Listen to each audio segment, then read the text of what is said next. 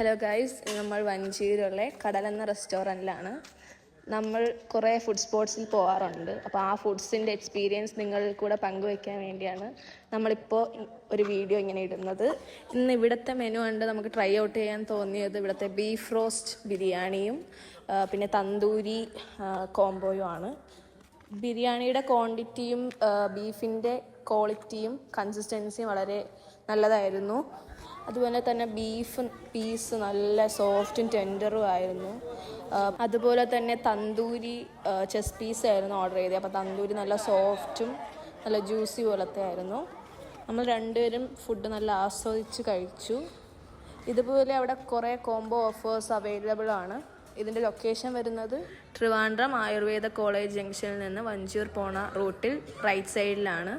Okay guys, thank you for watching. Do follow and subscribe for more videos.